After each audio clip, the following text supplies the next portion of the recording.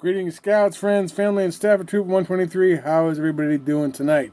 Okay, in our next set of online videos, I talked to Aqua Bob, and we're talking about topics, and I've covered a lot of snow structures. What I have not covered is first aid outside in the cold. Okay, and I mentioned this to Bob before. At some point in my life, before I'm done, I'm going to take over Boy Scouts video production because there are very few, that is to say, no videos actually showing scouts outside doing first aid practice. So we get a little bit of a mishmash tonight. We have a video on the Klondike Derby, what it is, just to give you some background, because a lot of these skills that we're talking about, we would do at a Klondike Derby. All right? There's one video on a Klondike Derby, what it is, how to build, how to race, just for some background information. There are two videos on emergency skills in the backcountry, right? Things that we would use when we were far away from home, or at least not at summer camp, or not near our house, not near our group home, not near the Knights of Columbus, things like that. But honestly, I'm not worried about your guys' first aid skills. We could always use practice, but you guys got first aid down great. There are a couple of other first aid and cold-related emergency videos from a company called Pro CPR. They're worth watching. They're pretty good. There is a review of one of those emergency blankets, the shiny blankets that reflect heat. There's a girl who does a lot of camping, and she's wearing shorts, boots, a t-shirt, and she reviews how well the blanket keeps her warm. This would be something we would probably have with us if we were camping out in the snow. There's a video by a troop at a Klondike in 2012. There's a video about how to build a fire out in the cold. There's another video about Boy Scouts at a Klondike Derby. With those videos, watch how the scouts operate, because the main thing is you know what you need to know about first aid.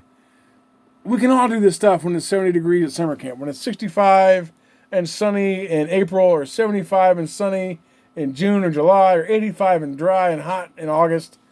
A lot of these first aid skills, guys, we're good at. Okay, with the cold, you have to kind of think a little bit more than you normally would. You have to pace yourself. You have to think, how cold are my hands? How are my hands going to work?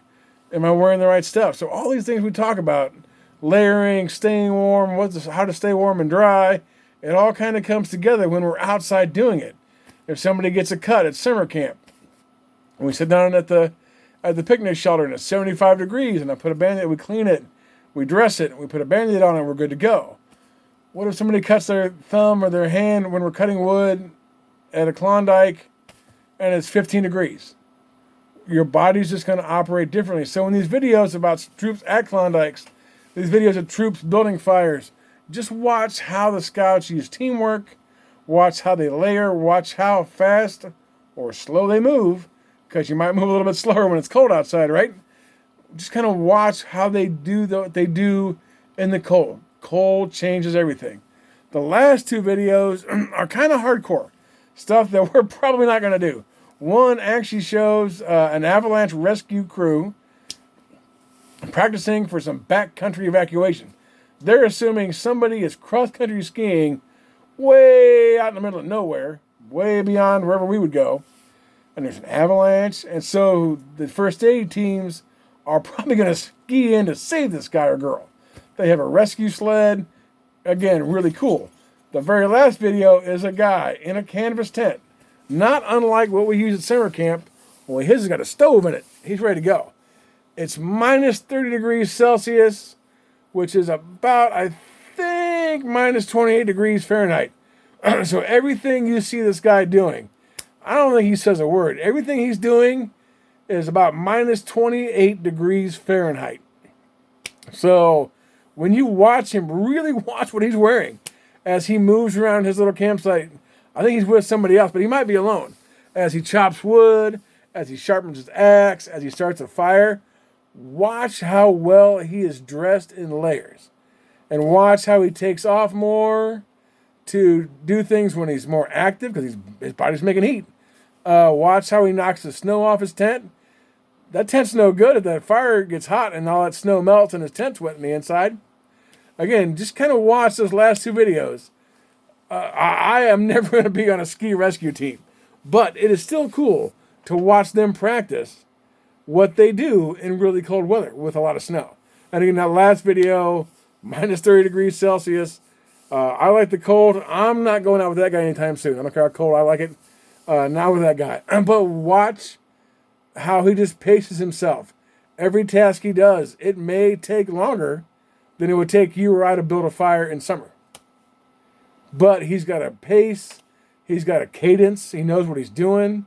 He's not rushing anything. And that's the last thing that I want to talk about before we get on these videos. Cold weather camping, cold weather first aid, is all about attitude. If you hate the cold and anything below 50 degrees makes you miserable, and you don't want to challenge yourself even a little bit, think long and hard before you do anything seriously out in the cold or the snow. Because attitude can save your life, and attitude can kill you. We don't want anybody to die. So a lot of this cold weather stuff is, do you have the confidence to feel that you're prepared to deal with whatever weather you're dealing with? Now in Ohio, are we going to get 28 below zero very often? No. I'm not confident that I'm ready for that.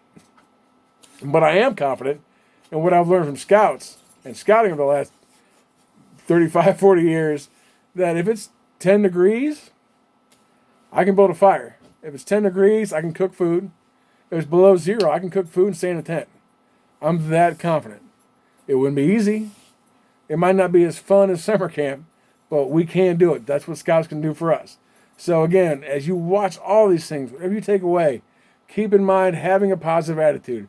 All right, guys, thanks a lot. Enjoy the video. See you next week.